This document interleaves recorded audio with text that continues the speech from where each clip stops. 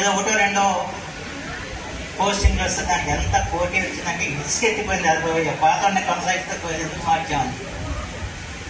ఇక రోజు చూస్తే ఆ మోపదేవి సుబ్రహ్మణ్య స్వామి పెద్ద ఏటీఎం లాగా తయారాడు. రోజు పొద్దునే వాళ్ళు రాగానే ఒకళ్ళు ఇద్దరు వస్తారు, నా మోపదేవులకు ఇప్పించండి అని చెప్పి.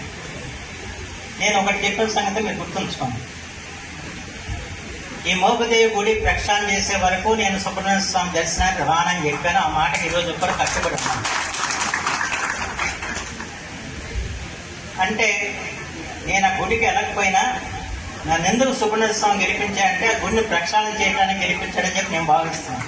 ఆయన కోపం రాలా, నేను ఆ గుడికి రాలేదు, నన్ను మొక్కలేదు, ఈయన ఎందుకు గెలిపించాలని చెప్పి అనుకుంటాడేమో ఓ రోజు అనుకున్నాను నేను.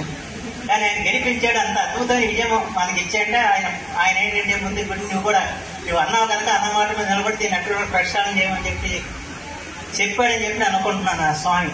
అంతే ఆ స్వామి అనుగ్రహం మనకు లభించిందని నేను సంపూర్ణంగా భావిస్తున్నాను. అది కొంత సమయం పట్టింది, ఎందుకంటే ఇవాళ ఇక్కడ ఉన్న లోతులు మామూలుగా లేవు. అంతే తప్పనిసరిగా అప్పుడు దాకా మీరు ఓపిక పట్టండి. ముందు ప్రక్షాళన జరగాలి, ప్రక్షాళన జరిగిన తర్వాత అప్పుడు ఏంటన్నది ఆలోచిస్తాం. అంతేగాని ఇవాళ ఏదో తెల్లారు వేస్తే ఇద్దరు నా దగ్గరికి వచ్చేసి మాకు అక్కడ ఉండి ఇక్కడ ఉండని దయచేసి అడగమాకండి. నేను స్పష్టంగా చెబుతున్నాను. ఎందుకంటే ఆ గుడిలో జరిగిన తప్పులు మనం జరగకుండా చూడాల్సిన అవసరం ఉంది. ఒక పవిత్రమైన దేవాలయంగా దాన్ని తీర్చిదిద్దాల్సిన బాధ్యత ఉంది. ఎందుకంటే ఇవాళ అనుకరించకుండా అది మహత్తరమైన విషయం.